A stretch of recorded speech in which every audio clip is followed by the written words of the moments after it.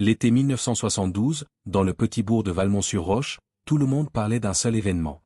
On avait accroché des guirlandes entre les platanes de la place, loué une sono, commandé des plateaux de sandwich.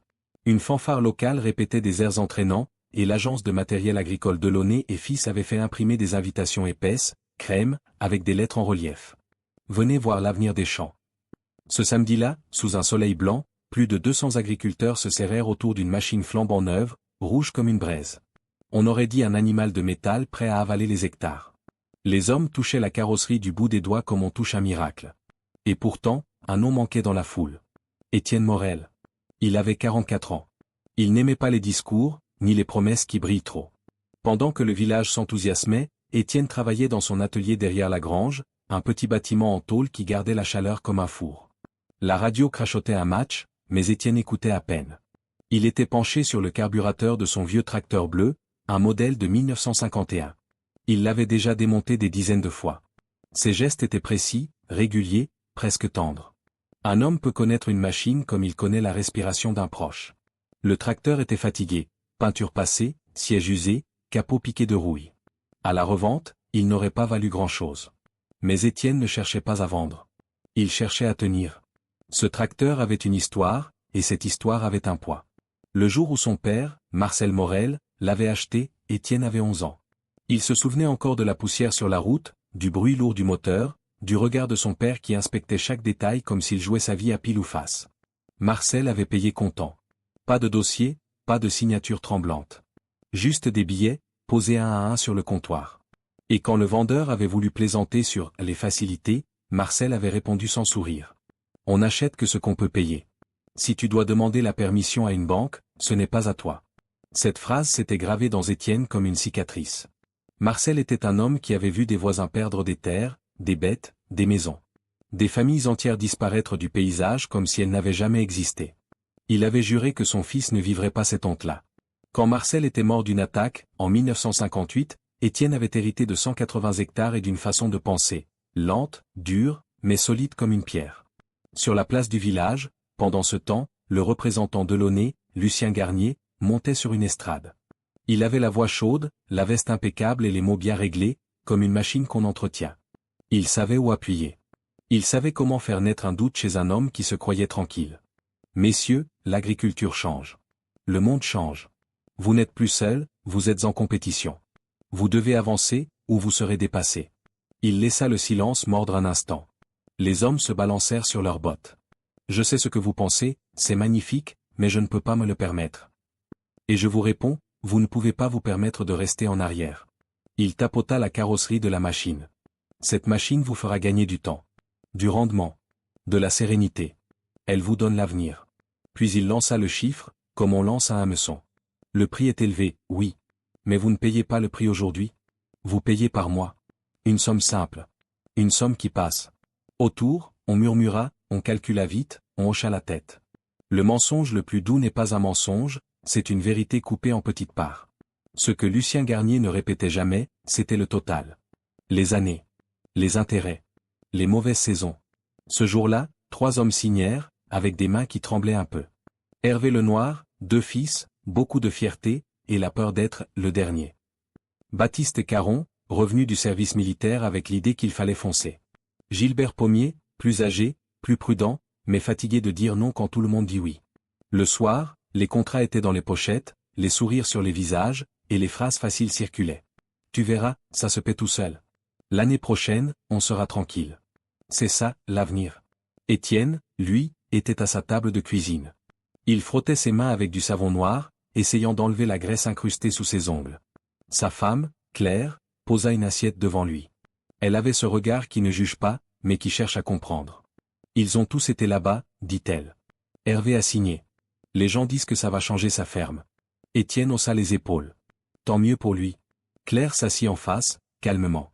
Et toi, tu ne veux jamais rien de neuf? Étienne resta silencieux, comme si la question avait ouvert une porte qu'il gardait fermée depuis longtemps. Si, bien sûr que si, finit-il par dire. Je le vois, moi aussi. Le confort. La puissance. Le travail plus rapide. Il s'interrompit, cherchant ses mots. Mais je veux surtout que nos terres restent à nous. Je veux dormir sans entendre une échéance me tomber dessus comme un marteau. Claire baissa les yeux. Elle avait grandi dans une famille qui avait connu un départ forcé. Elle savait, sans qu'on le raconte, comment un camion de déménagement peut emporter plus qu'un canapé, il emporte la dignité. Les saisons suivantes passèrent comme une série de cartes retournées. Au début, les nouvelles machines impressionnaient. Les champs étaient faits plus vite, les récoltes rangées avant l'orage. Les hommes se vantaient au café. Puis, les prix chutèrent. Pas un effondrement spectaculaire. Non. Juste une baisse lente, insidieuse, suffisante pour que les chiffres, sur le papier, cessent de sourire. Un printemps trop humide. Un été trop sec. Une panne inattendue. Et soudain, un mois de retard. En octobre 1977, Étienne vit Hervé Lenoir s'arrêter au bord de son champ. Hervé ne descendit pas tout de suite. Il resta dans sa camionnette, les mains sur le volant, comme s'il avait peur d'avancer. Quand il enfin posa le pied à terre, Étienne remarqua son visage, creusé, tendu, plus vieux qu'avant. « Étienne, je suis en retard de 2 paiements. » Le vent froissa les tiges sèches. Étienne ne répondit pas immédiatement. « Ils ne veulent pas attendre, » murmura Hervé. « Ils parlent d'huissier. De saisie. Je ne sais plus. » Étienne sentit quelque chose se serrer dans sa poitrine. Pas de triomphe. Pas de « je te l'avais dit ». Seulement une tristesse lourde, parce qu'il connaissait ce chemin, celui où un homme travaille plus que jamais, et perd quand même. Il regarda les terres d'Hervé, juste là, de l'autre côté du chemin. Et, sans le vouloir, une pensée s'alluma en lui, froide comme l'acier. Si la banque prend, qui pourra racheter? Qui pourra empêcher ces terres de devenir une ligne sur un dossier? Étienne ne dit rien, mais son silence avait déjà la forme d'un tournant. Et cette nuit-là, dans le tiroir de la cuisine, il sortit son vieux carnet de comptes, comme on sort une lampe avant d'entrer dans une pièce qu'on redoute. Il sortit son vieux carnet de comptes, comme on sort une lampe avant d'entrer dans une pièce qu'on redoute. La couverture était usée au coin, les pages jaunies par les années. Étienne s'assit à la table de la cuisine pendant que Claire rangeait la vaisselle en silence. On n'entendait que le tic-tac de l'horloge, au loin, le cri d'un chien dans la nuit. Il tourna les pages lentement.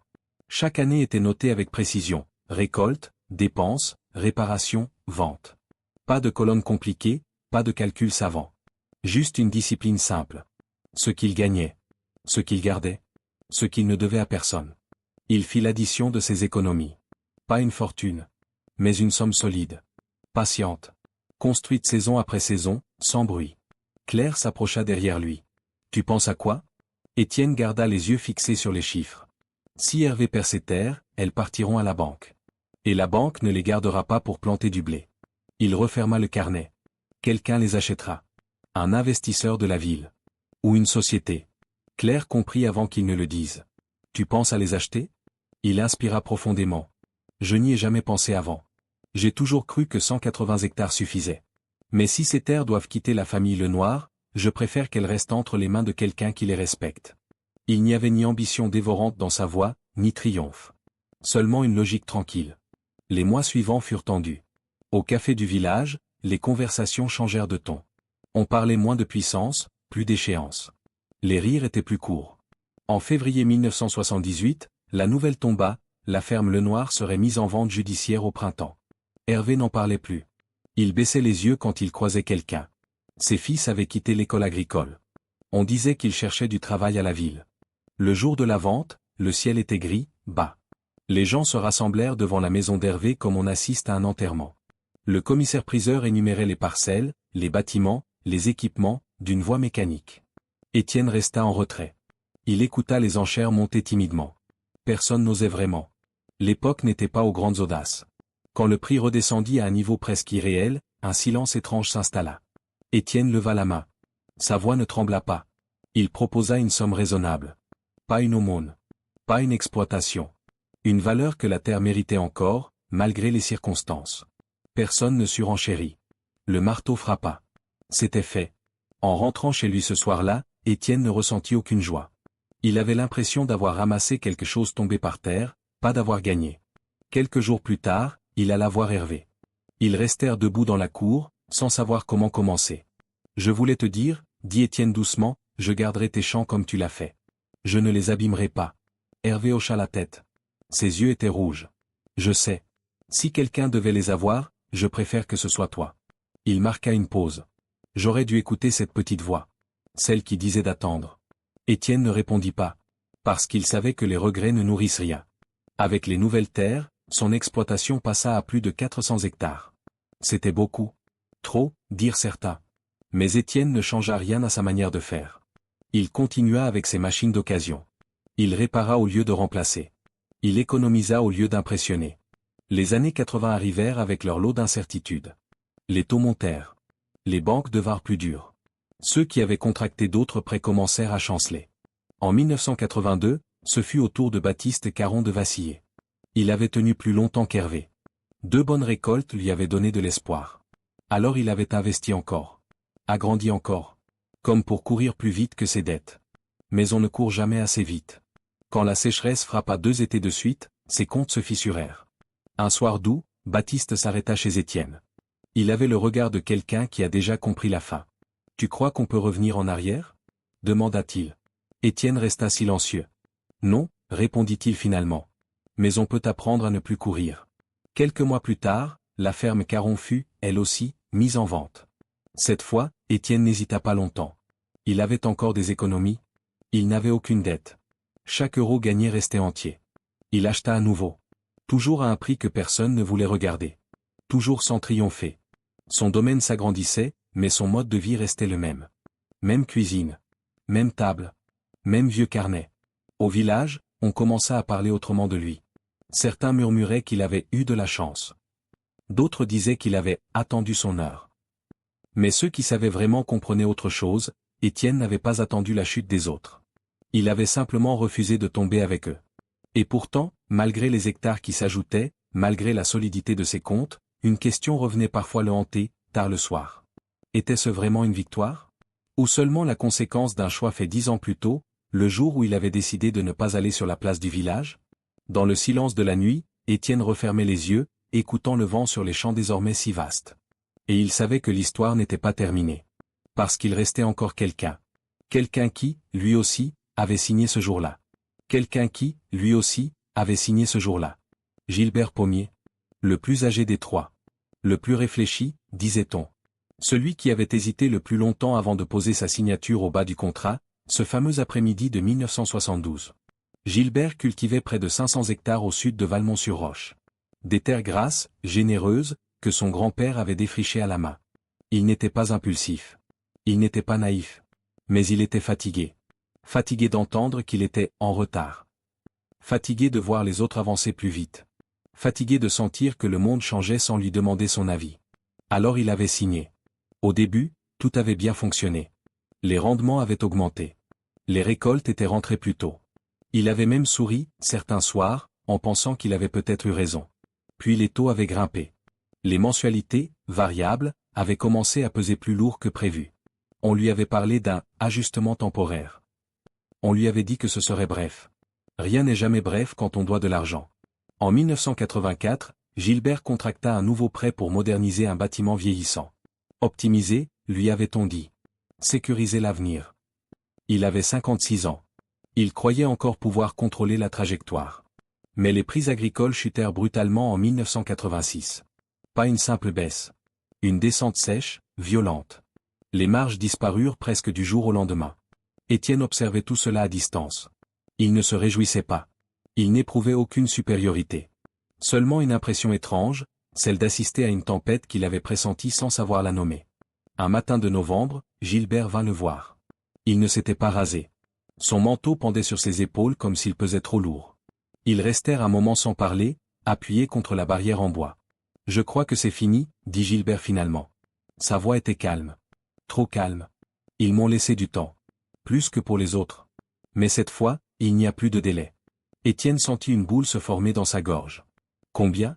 Gilbert sourit tristement. Suffisamment pour que je comprenne que je ne m'en sortirai pas. Le vent balayait les champs nus. L'hiver approchait. Quelques semaines plus tard, la ferme Pommier fut mise aux enchères. Cette fois, il y avait davantage de monde. Certains investisseurs extérieurs s'étaient déplacés. Les terres de Gilbert étaient connues pour leur qualité.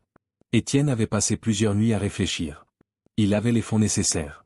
Ses économies, accumulées année après année, plus les revenus stables de ses nouvelles parcelles. Mais acheter encore, c'était franchir une autre frontière. Il pensa à son père. À cette phrase répétée comme une prière, « N'achète que ce que tu peux porter sans plier ». Étienne calcula, encore et encore. Même après l'achat, il ne devrait rien. Pas un centime. La marge resterait étroite, mais réelle. Le jour de la vente, il leva la main une troisième fois. Les investisseurs hésitèrent. Les prix restèrent étonnamment bas. Le climat économique refroidissait les ardeurs. Le marteau tomba. En moins de 10 ans, Étienne était passé de 180 hectares à plus de 1000. Il rentra chez lui ce soir-là sans triomphe. Seulement fatigué. Claire l'attendait à la table, comme toujours. Alors ? Demanda-t-elle doucement. C'est fait. Elle hocha la tête, sans sourire. Ils savaient tous les deux que ce n'était pas une conquête. C'était le résultat d'une suite de chutes. Les années suivantes furent consacrées au travail. Beaucoup de travail. Étienne modernisa seulement ce qui était indispensable, toujours en payant comptant. Il acheta des machines d'occasion robustes, qu'il réparait lui-même. Son fils, Julien, revint à la ferme en 1991. « Pourquoi tu n'as jamais voulu grandir plus tôt ?» demanda-t-il un soir en feuilletant les anciens carnets. Étienne réfléchit longuement. « Parce que je ne voulais pas grandir avec une chaîne au pied. » Julien observa les chiffres. Tout était clair. Pas de dette. Pas d'intérêt. Juste du temps et de la patience. Dans les années 90, les prix remontèrent progressivement. Les terres prirent de la valeur. Beaucoup de valeur. Un jour de 1998, un agent immobilier proposa à Étienne une estimation de l'ensemble de ses parcelles. Le chiffre était presque irréel. Julien resta silencieux en entendant le montant. Tout ça, parce que tu as dit non en 1972. Étienne esquissa un léger sourire. Pas parce que j'étais plus intelligent. Peut-être juste parce que j'avais plus peur. Il marqua une pause. Parfois, la peur protège mieux que l'orgueil. Les années passèrent encore. Étienne ralentit. Julien prit les commandes. L'exploitation était solide, stable, respectée. Mais au fond de lui, Étienne n'oublia jamais les visages d'Hervé, de Baptiste, de Gilbert. Un choix. Une signature. Une promesse de modernité. Et tout avait basculé. Un soir d'automne, alors qu'il marchait le long des champs devenus immenses, Étienne s'arrêta. Le soleil descendait lentement derrière les collines. La lumière dorée caressait les terres autrefois divisées entre 3 familles. Il ferma les yeux un instant. Il ne ressentait ni victoire ni revanche. Seulement le poids du temps. Et la certitude que les décisions les plus silencieuses sont parfois celles qui changent une vie entière. Mais l'histoire n'était pas encore arrivée à son terme. Parce que bientôt, quelqu'un allait mettre des mots sur ce qui s'était réellement passé. Parce que bientôt, quelqu'un allait mettre des mots sur ce qui s'était réellement passé. Cette personne s'appelait Élise Morel. La petite fille d'Étienne. Elle avait grandi en courant entre les champs immenses qui semblaient ne jamais finir. Pour elle, ces terres avaient toujours été là. Elle n'avait pas connu les ventes judiciaires, ni les visages fermés devant les banques. Elle n'avait vu que la stabilité. La continuité. Mais en grandissant, quelque chose l'intriguait.